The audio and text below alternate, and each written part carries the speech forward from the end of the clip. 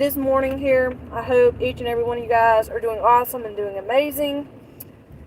It's raining here really, really bad. It's pouring down. And I have a lot of stuff I have to do today. I just dropped my husband off. Now I have to go pay our taxes. We will only have just $112 left to pay, which they will work with us on that because we do have majority of it up. So I am very thankful and blessed for his dad. He is a really sweet man. He's never met us before, and he treats us like he has met us and that we are with his blood. And I really do thank him. He would bend over backwards for us. He does everything he can for us. I am very thankful for him. We're supposed to go, me and the kids and Adam are supposed to go meet him. Well, me and the kids are supposed to go meet him. Adam's going with us. Our first time meeting him, we're supposed to go to Florida when the kids get out of school.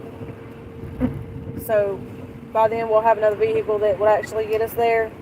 I really don't want to rent a vehicle unless we absolutely have to. But because I just don't want to be responsible for somebody else's vehicle, if you get what I'm saying. But hopefully we will find us a car when tax time comes around. We're going to pay so much down, so much a month. And Adam is getting vacation days built up so he can ask for that day off. Ask for some time off for about a week or two. If not 2 weeks, at least a week. So that means it takes us about a day and a half to get there. So means by the time we get there, we'll have probably about 3 or 4 days, and then we'll have to come back. If I get a job and they don't want to work with me, I'm going to have to, unfortunately, quit it to be able to go see him. I am trying to get some income coming in to help us out and to put some money back for us to go when we go to Florida. My permanent job when I come back from Florida that I really want to do, and I'm waiting on it right now, so I don't have to ask for time off, because when you first start a job, it's not the best idea to be asking time off. So I'm going to go where my husband works at and sit with the elderly people, bathe them, help them, walk with them, help take care of them. They need their clothes changed, they need a bath, they need to say they have an accident on themselves. I can clean it up. I have experience with that because I did it with my grandmother for 3.5 years when she was dying with cancer. So I do have experience with that, and I also have experience with draining lung, which is very dangerous if you're not careful and you let any air go through that tube. It can kill them. So you have to make sure it is closed off before you do that, because it can kill them. So I did learn a lot of things taking care of my grandmother. And when they are really older and they're basically on their deathbed, you don't know when they're going to pass away, it is the best idea to be very gentle with them. Don't be rough with them when you're giving them a bath, or when you're rubbing their skin or anything like that, or you're brushing their hair. You have to be really gentle with them because their skin is very fragile. So I'm here at the tax place. I'm fixing to go in and pay majority of the taxes, and then I have to go to the water place and pay the other part. So that's what I am fixing to have to do, is go and pay it. I'm at the courthouse. I will have to cut my phone off because they will not let me have my phone in there. So I can have it in there, but I can't be recording and stuff like that because they don't like you to record stuff. They think that you're recording to show people some stuff that doesn't need to be seen. So I will have to pause the video, but I will be right back. And then I have to go to the water place, so I'll have to pause it again. And then I'll have to go to my son's school and explain to them why he's out and give them an excuse, and then pay for his field trip that he's supposed to go in December. So I will be back, you guys. It is raining here, like really bad, but I'm back. That place is packed out. As you can see, it's raining really bad. So I'm getting in the car now. Sorry about that. Now I'm just gonna go upstairs, but it's raining so bad I didn't feel like walking up there, because usually they have steps and you can walk up there, but I'm going to drive up there. And she also said that they would be interest charged on that's left. So the large amount of taxes is only almost $70, and she said it would be a little interest on it, so it'd be a little more than what's remaining on there, which is okay. It's not going to be too bad as long as they work with us. But trying to make sure I don't run over nobody. Trying to get out of here without hitting somebody, because this is not the place that you want to run somebody over. So this is not a place that you want to run somebody over, because there's cops everywhere. State troopers here, undercover cops here. Yeah, there's a lot of cops. It would be the wrong place to get in an accident, and a wrong place to accidentally run somebody over. So every time, just know you guys, every time I'm on the phone with you guys, talking to you guys, I'm still paying attention to the road and what's going on around me. So I may not make eye contact with you guys, but I am still paying attention to what I'm doing and what's around me. But now I'm going to the water place, and then I'll be right back again. And then I got to go to our son's school and give him the note why he's out of school and his field trip stuff. So, well, here we go. I was worried about us losing our place that we live, and that really bothers me every year, because I've had a scarce a couple of times of having to sell pretty much anything that was sellable to be able to pay taxes on our property. That was, of course, before I met my husband. I about lost my land several times in my home. It was not my fault, though. It was actually my dad's fault. He claimed me and the kids on taxes. I didn't work that year, and my grandmother had left me some money to last a couple years, so I didn't have to worry about a job. I could actually be with the kids. And I had ran out of money, unfortunately, before the taxes were due, and my dad said, bro, you let me live here, I will claim you guys on taxes and give you majority of the money. And I said, that will work out awesome. I had enough to pay the light bill, water bill, and stuff like that, but I didn't have enough to pay the taxes. And he said, I'll do that for you. And I said, okay, that would be awesome. And I was looking for a job at that time, when it got to where I was needing a little more money. I mean, I had enough to pay my light bill, water bill, stuff like that, but didn't have enough to do anything else with. And my dad took off with the money. It was supposed to have been where we both had to be there to sign it for him to get the check. The lady went ahead and gave him the check, didn't even ask for my signature or anything, just let him take off with it. And at that time, he was not in his right state of mind. He was all messed up on drugs and just wasn't in his right state of mind. And he took off with the money. I about lost the house. And his mom gave me a little bit of money to pay it, and then I had to sell everything else to pay the rest. So that was really wrong and shady of him to do, and I forgave him. And I still love him at the end of the day. He still doesn't make right decisions still. I still love him at the end of the day. I worry about him a lot.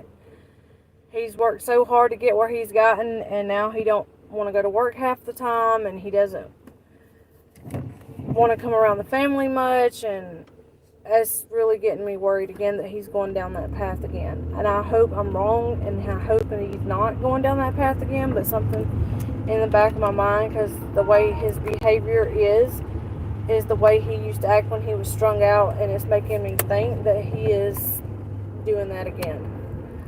So, but yes, I hardly see him, but I do love him because that is my dad. I just don't understand why you're going to get this far in life. You have a home, you have a vehicle, you have everything, you're on your feet, you have everything, you even have a good job. He pays my dad very good money. My dad makes good money. He works on transmissions and all that, and he makes good money because he's quick at his job, he does it right, he don't do it half-ass. But the guy's getting fed up with him not wanting to come to work. He said he's fixing to just hang him up and let him go, and because he said he can't deal with it no more. Daddy is supposed to be the main one to open the business, and he doesn't want to open it half the time. He'll call out, and the boss usually gets there about 11 or 12. And Daddy opens in the morning, supposed to open in the morning, and he ain't done that for some time now. He'll do good for about a week or two and then start doing shitty again. So I don't know what is going on with him because he doesn't really talk to me about stuff like that. Because I do try to talk to him, reach out to him, but he doesn't want to talk to me, so I have no idea what's going on with him. But it does have me worried what's going on with him. I have no clue. Just keep him in your thoughts and prayers, please.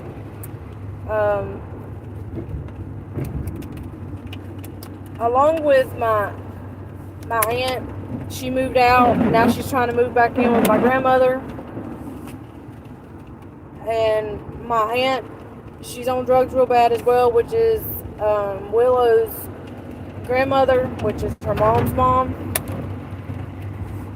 And it's just got me so worried and so stressed out. I don't know what is going on with them, but they need to get it together. They have had so many chances to stay straight and sober and an eye-opener.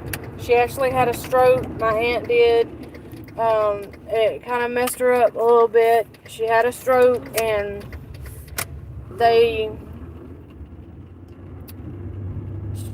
you would think that would make her open her eyes and change on how she is and what she does, but it did not. She's still doing it. And my grandmother, she is in her 80s. My papa is too, and they can't be dealing with the last bit of life that they have left. They do not need to be stressed out. My papa's he's already got heart problems, so he definitely doesn't need to be stressed out. And they both have blood pressure problems, cholesterol problems. My papa's a diabetic. They have all kind of health issues, and they definitely do not need to be dealing with her making them upset and like that. And I told my grandmother, I said, you don't have to deal with that. This is your home. Your home. Doesn't matter what they say or whatever. They did that to themselves. You didn't do that to them. You didn't tell them to pick that needle up and stick it in their arm and get high. You didn't tell them to pick that bottle up and drink it and get drunk. You didn't tell them that. They done that all on their own. So I would just let them deal with their consequences and just let them deal with it. My grandmother's a kind-hearted woman. She'll give the shirt off her back to you. She will do anything if she can. She told me, she said, if I had the money, I would give it to you to pay taxes. I would. And I said, I know you would, and I understand that you don't have it because you got a lot on your plate. You're trying to raise a 3-year-old, and she's running around. She has a lot of energy, and she eats a lot, and her sister eats a lot too, and she's 16, and dealing with both of them living in the household, it can be stressful. It's a lot. It's a lot for them to deal with. So, but it worries me that that's what's going to kill them, is them. My cousin Nicole and my Aunt Denise is going to kill them by stressing them out so bad. I do keep them in my prayers and thoughts because I am a recovering addict myself. I do keep them in my prayers and thoughts. I do keep trying to talk to them about getting help. I do always mention it to them on getting help, and this is their thing. We don't have no problem. We don't have a problem. And I'm going to go ahead and tell you guys this. The first step, and like I always tell you guys, The first step in recovery program, whether it be a mental problem or a drug problem or alcohol problem, whatever the case may be, you have to admit to yourself that you have a problem. Like, say if you have a mental problem, you need to look at yourself in the mirror and say, I have a mental problem. If you have, say you have a drug problem, you need to look at yourself in the mirror and say, I have a drug problem, I need to get help. The same way with alcohol. You have to accept that you have a problem so you can move forward. If you do not accept that you have a problem, you can never move forward. You'll still be stuck in that hole. And a lot of people go in programs because their family keeps talking and whispering in their ear to go. And then they go. But then they do good for a little bit and then they get out. And they do good for a little bit and then they relapse because they was made to go.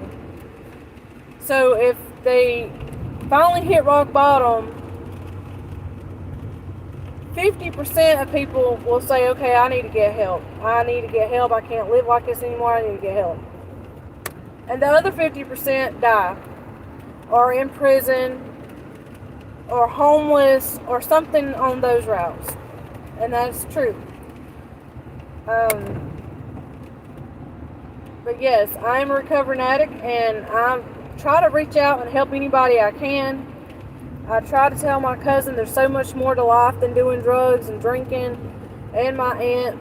I always try to encourage them and tell them there's so much more to life than doing stuff like that.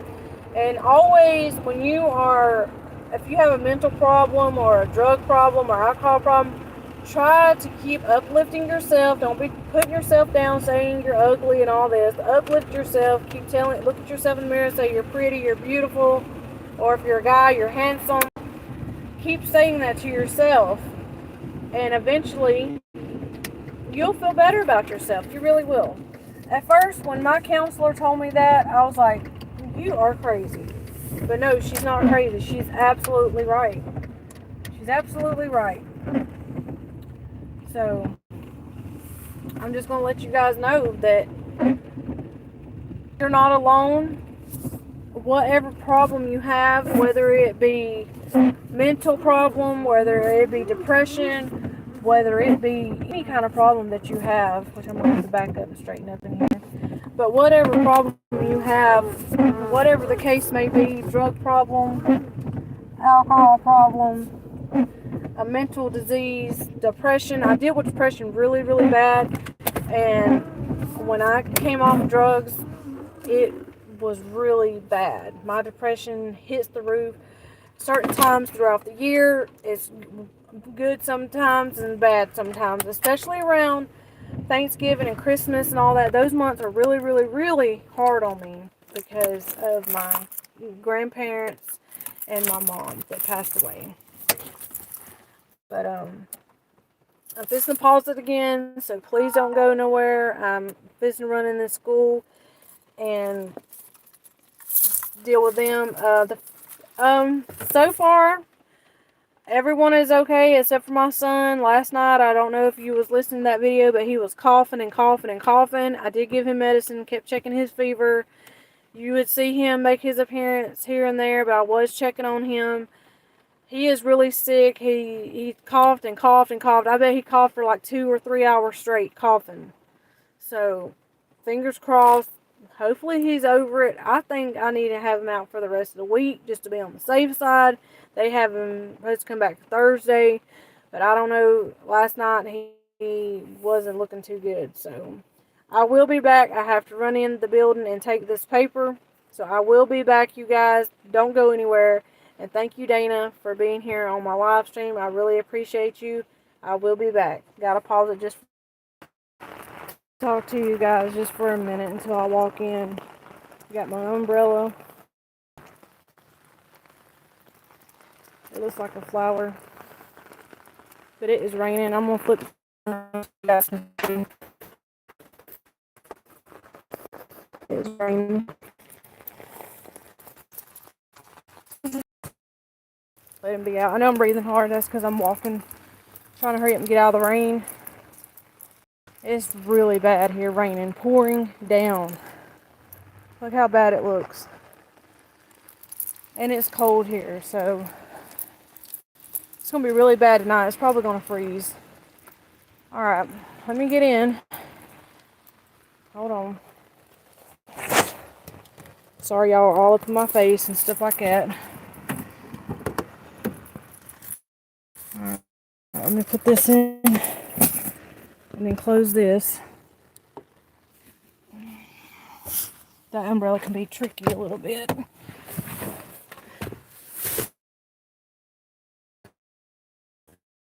Now, we're all situated, I think. Whew. One more stop and then I'm going home. I'm probably going to take me a little nap. So,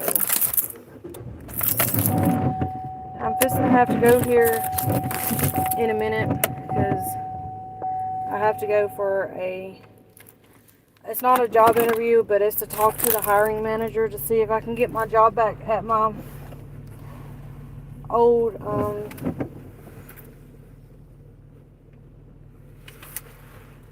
job. So we'll see how it goes and how it plans out.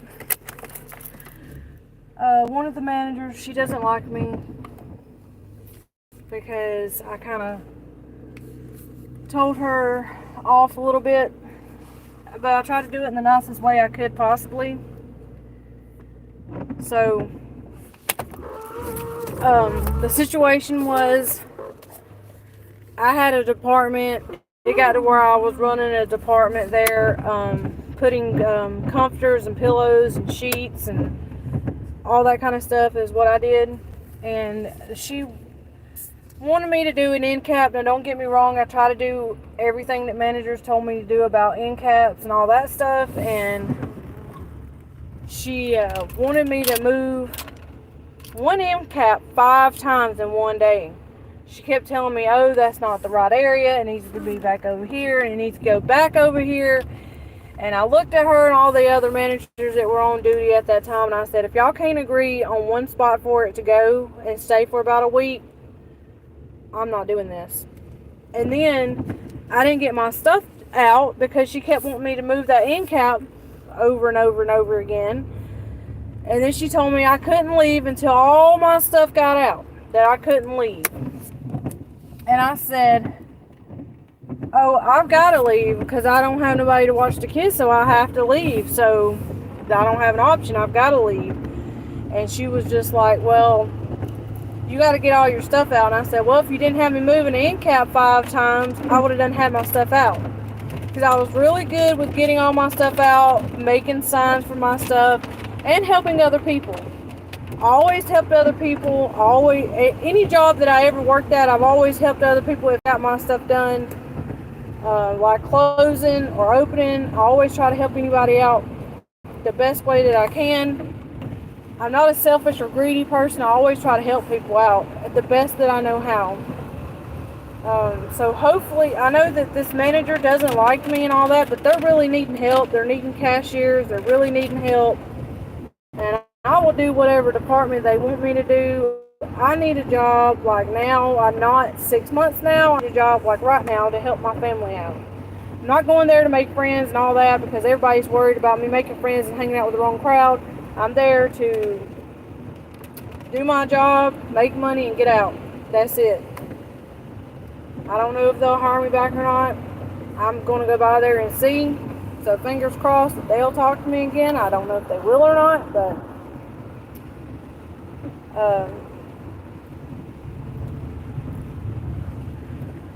I was paying my house taxes. That's where I was at. You have to pay it in 2 different places.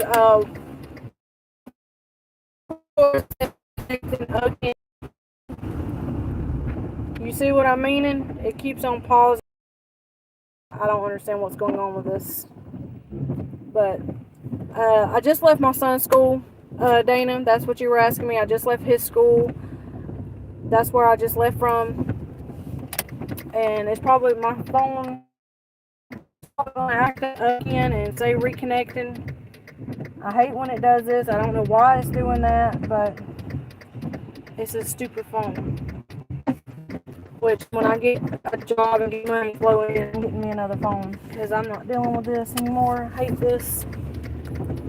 But I just left his school, and now I got to go talk to where I used to work at. And hopefully, because I've already filled an application out, and I've already talked to one of the other people. He's a manager, but he's not a high up manager. Like, he's not a manager, he's not a store manager. He's just a regular manager. And I have talked to him. He said he would be there today for me to go in and talk to him. So hopefully I will be able to get my job back. Hopefully. I know that manager doesn't like me because we're like that, but they try to get me to, she treated me like a dog. She tried to get me to do this and that, this and that, this and that, but no, I and carpal tunnel really bad. She wanted me to run a register. Every time I would get on that register, I started getting a headache within 20 minutes of me being on that screen and looking at that screen. I would get a migraine like crazy, and I would get a headache, man. Oh, I'd get a headache, and it hurt me, dude. I'm trying to.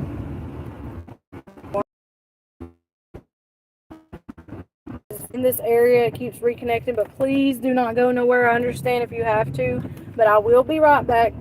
I'm just got a lot of running around to do, so y'all gonna keep seeing me pause the video and keep saying, okay, I'm back, because I have a lot I gotta do today and get done. But I will be right back. Don't go anywhere. I love you guys and appreciate you guys. I'll be right back, and thank you.